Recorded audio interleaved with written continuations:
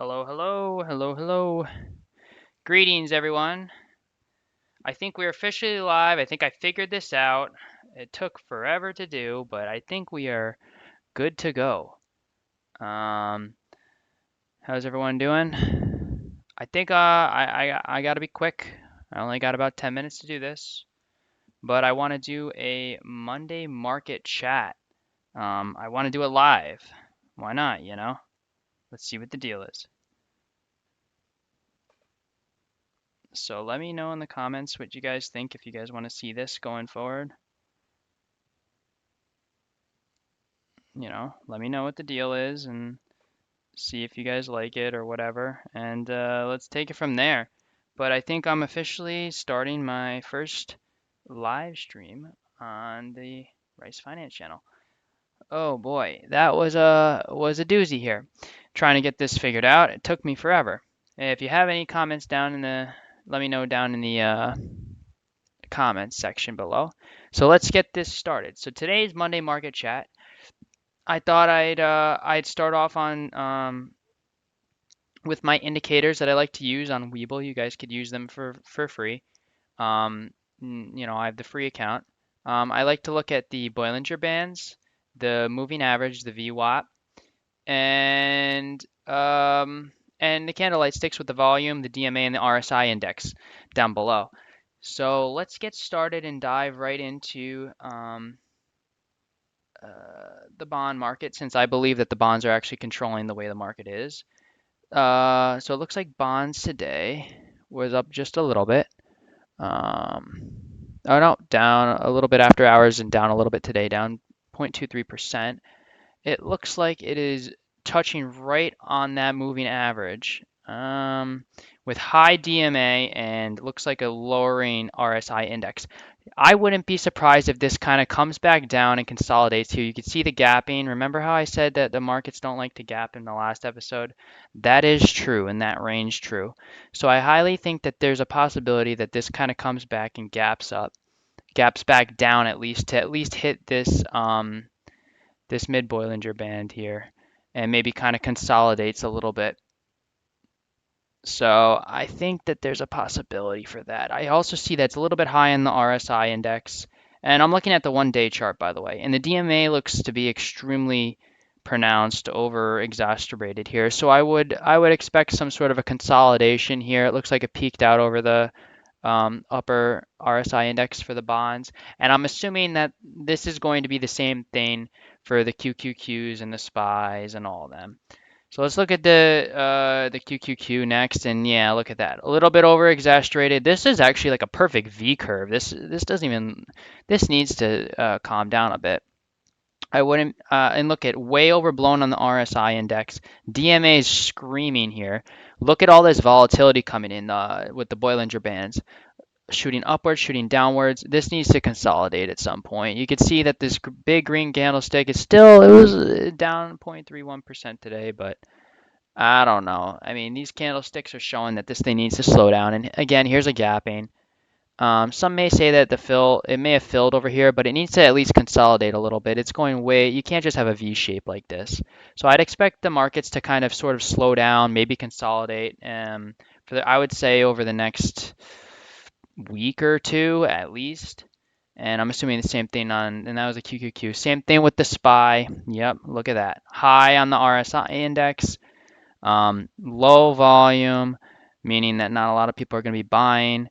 Upper, right on the moving average, upper, about to hit your upper RSI index. However, it does seem to apply, and high on the DMAs. Let's move down to the Dow. Same thing with the Dow. Yep, very high overblown. It looks like it needs to consolidate. Let's look on the Russell. Russell actually looks like it could be popping off. So maybe my assumption would be, so you see how the Russell's kind of consolidating here. So a lot of consolidation movements. It is a little high in the RSI. A little DMAs need to slow down. Volatility's coming down a little bit. However, the Russell may be more of an investment opportunity. I'm not going to give you investment advice. However, I will say that this is already starting its consolidation. And a lot of people might be moving out of the big tech stocks like the Apples, the whatevers, and maybe moving into there. So it is possible. It is something that you might want to look into to potentially um, invest in something like this. But again, I'm not going to give you financial advice on what to do. Look on oil. Oil is just on this downward trend here. I mean, this thing has just been way overblown, especially if you look at like the last year. Oil is going crazy. It is on this downward trend right now. I mean, it's going to probably come back up, touch this upper Bollinger Band is my guess right here. If not, honestly, you could just see this thing. I would stay far away from this. Although it is going to cross over in the DMA. DMA does kind of indicate some sort of a potentially maybe starting to consolidate a little bit, but I don't know. This kind of looks like something you might want to stay clear of personally. I don't know. I mean, I'm not going to give you advice, but it does not look like this thing is going to just all of a sudden shoot upward. Finally, let's check silver. Silver prices again. That one looks like it's on a downward trend here. Yep. Silver is a good indicator. Actually, I like silver because silver is a good indicator on where the market kind of sees things for the future. And right now, it's looking like here's the DMA about to cross over on the downward trend. The RSI is a little bit lower, volume's kicking down again, but it is touching that lower Bollinger Band. You can see I like the Bollinger Bands because if you really zoom in, you can see how, oh, it's zooted right out of it, or it had to come right back up to it. A lot of the times you can't really, it does not want to go right underneath that Bollinger Band. You can see even over here, it goes underneath it and it wants to come right back in. But the moving average is kicking down, so I wouldn't be surprised, and a lot of high indications on that. I wouldn't be surprised if you saw all of a sudden a violent downward trend on silver. So, you know what that means, everyone. Might be time to start looking into the VIX. And as you can see, some consolidation, and look at this drastic DMA movement with the RSI index starting to kick upward and a consolidation right on the moving averages. Yep, just as I thought. And look at the exacerbation this had from a 23 all the way down to around the $14 range. What is this in at? 14.76. So this might be an opportunity you might want to start looking into just in the short term because it's looking, at least it's starting to look like the market's maybe starting to go down a downward trend. And I bet you we could see that with the SQQQs. Yeah, a little bit of a consolidation. It's not fully there yet. I would say another day or two it might consolidate. Another like flat couple days, I would say, and then maybe another day or two. Then this was when it'll start ripping upwards. But again, this is kind of like hitting rock bottom here.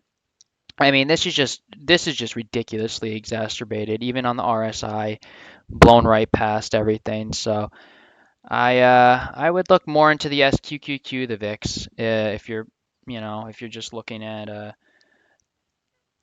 potential things, just to look at potential things to it's just cool to see things possibly rocket. Um, and again, these indicators don't really guarantee things, but based on my experience, I noticed that a lot of these things tend to kind of correspond pretty easily. And here's the dollar. The dollar is actually on this slow downward trend. I wouldn't be surprised if this goes a little bit down.